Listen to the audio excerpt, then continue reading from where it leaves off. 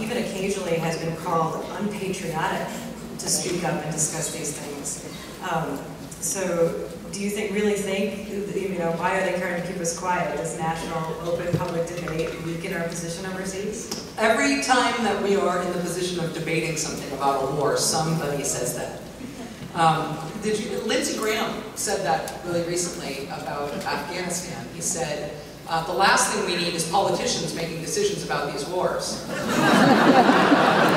that's the last thing we need, what's the first thing we need? Who else, sir? And what are you? But there is this instinct, and Ronald Reagan was brilliant at articulating this type of frustration about how nobody should talk about it, and simply talking about whether or not we ought to wage a war was a sign of weakness. And he wasn't alone, he just was the most charming about it. But I think that argument is, I don't say this lightly, but I think that's a fundamentally anti-American idea. Yeah.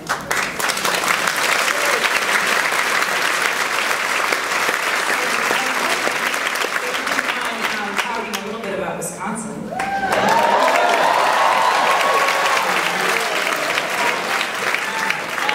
I've been paying close attention to our state, but Wisconsin's new voter laws will cost the state $7 million to implement. The Milwaukee Journal-Sentinel reports that in the 2008 election, the Department of Justice and the DA found 20 cases of fraud. So I did the math. 7 million divided by 20 is $350,000 per case. So what are we getting for our money? And how many of those 20 cases are the types of fraud that would be prevented by people having to show ID when they turn up the polls?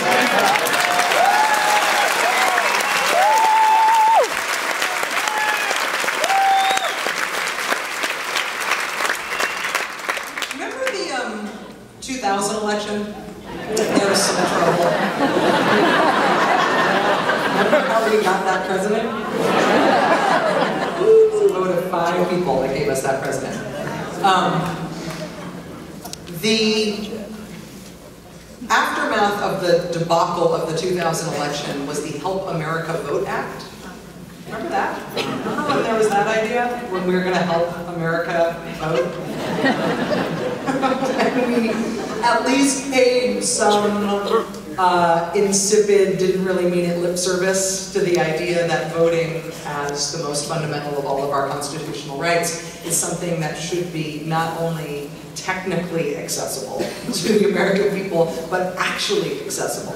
That people shouldn't have to pay an effective poll tax of a day's lost wages.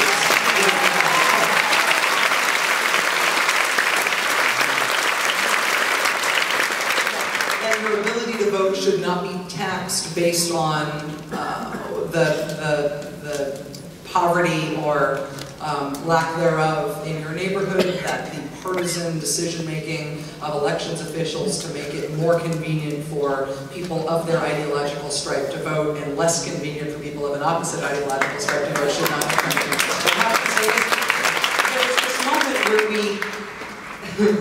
where we thought about that for a second. And that is not the impulse anymore. What I find amazing about the voter suppression stuff going on is that in all of these states, what is it, 21 states now where we've got full Republican control of the legislature? Yeah. In all of these states where this is happening, where there's all of these new restrictions making it harder to register to vote, making it harder to vote, getting rid of early voting, making absentee voting more difficult, guaranteeing longer lines, getting rid of registration drives, all of these other things that they're doing with alacrity. I mean, they're moving quickly to do it, and I think in the hopes of getting it done in time for November in most cases. The pitiful nature of the argument for it based on the evidence, as evidence there by the back of the envelope math, is striking. Like, you're not even really trying to make a case for it. You're not trying to prove that there is a problem. They used to try to like make up this idea that there was a problem, but they're not even really trying to prove that anymore. And when called on it, it's sort of like shrug, we're in control, we'll do what we want. And it's a very short step from that. It's usually a short step and a couple of years from that to what the real argument is. And this, and you hear it more and more frequently, people making the real argument, which is that we'd be better off if fewer people voted. If you don't have an ID, you shouldn't be voting anyway. We heard this in some of the arguments in Maine, for example, where Maine Republicans restricted voting in a way that the state turned them back on it. They did a citizens repeal of their voting suppression tactic up there. And the Republican Party chairman was making an argument that, you know, the reason that we're making it harder for students to vote is because students vote stupidly. And we'd be better off if students weren't voting that way. I mean, when I was a student, I voted that way, and we'd be better off if they weren't. So we're into a place quickly where there is an argument against American citizens being the same as the polity. Huh? Well, the Attorney General's been actually, hollering quite a bit about this. Blocking Texas, blocking South Carolina. The Department of Justice, I think, has a role here, and I think the Attorney General has been articulate on the subject and has taken action where he could. But you can't. I don't think that the Department of Justice can be interventionist enough to stop it in all of the states in which it is roaring forward and the strength of these legislative majorities.